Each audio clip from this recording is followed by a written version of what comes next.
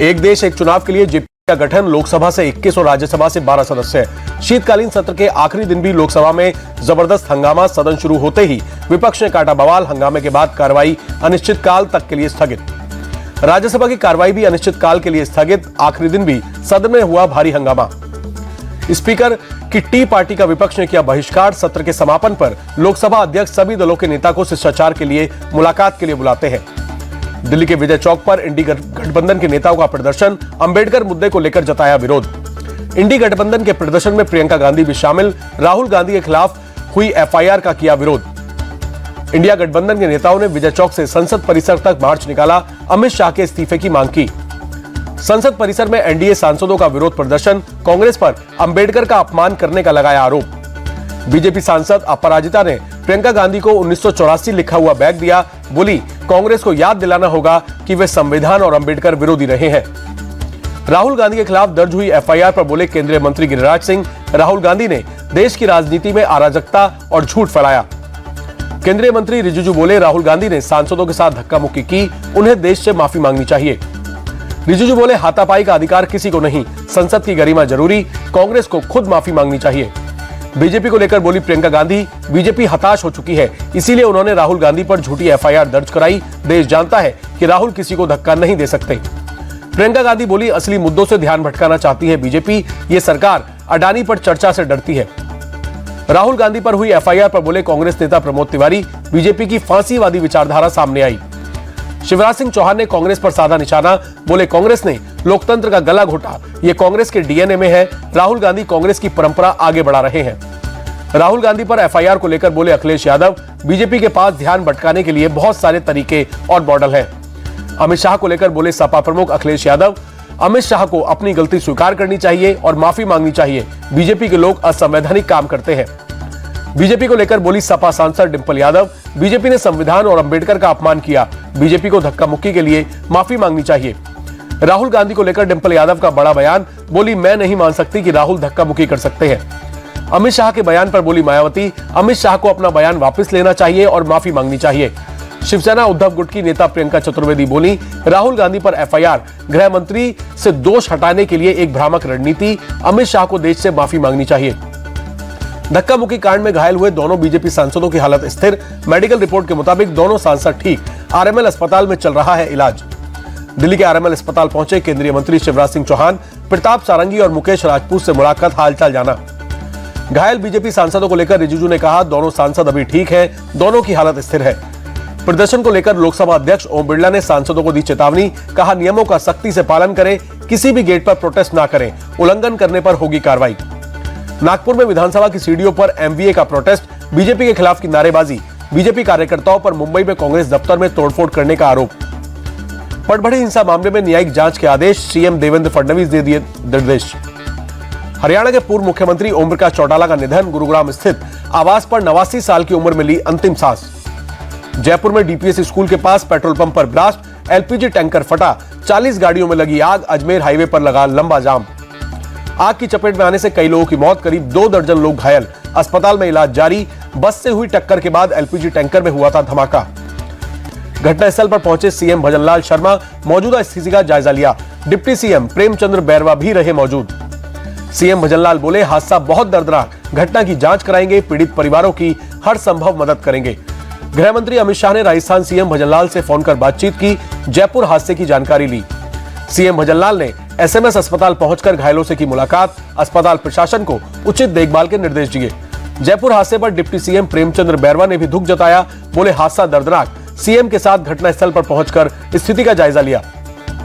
राजस्थान कांग्रेस अध्यक्ष गोविंद डोटासरा एसएमएस अस्पताल पहुंचे, एसएमएस अस्पताल पहुंचकर घायलों से मुलाकात की। संभल में समाजवादी पार्टी सांसद जियाउर रहमान बर्क के खिलाफ बिजली विभाग ने लगाया जुर्माना, 1 करोड़ 91 लाख का भरना होगा जुर्माना। सपा सांसद जियाउर रहमान के खिलाफ बिजली चोरी के आरोप में एफआईआर दर्ज, बिजली विभाग ने काटी घर की।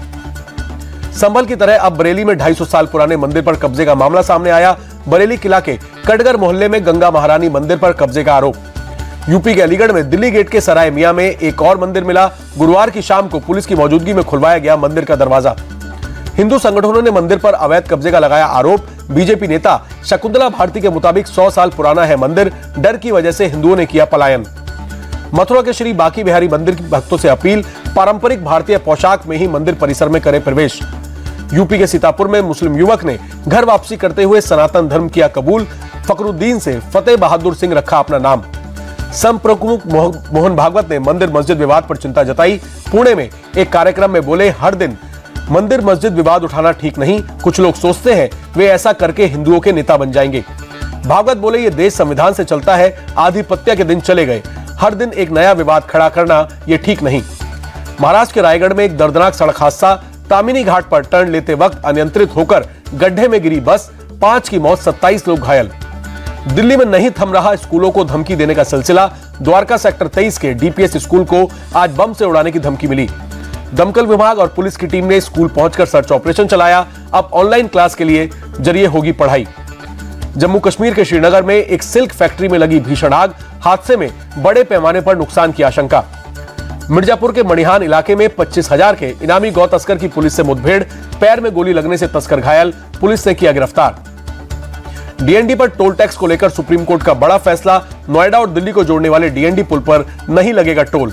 देश की राजधानी दिल्ली में गणतंत्र दिवस की तैयारी तेज, कड़ाके की ठंड के बीच सुबह सुबह कर्तव्य पथ पर जवानों ने किया परेड रिहर्सल।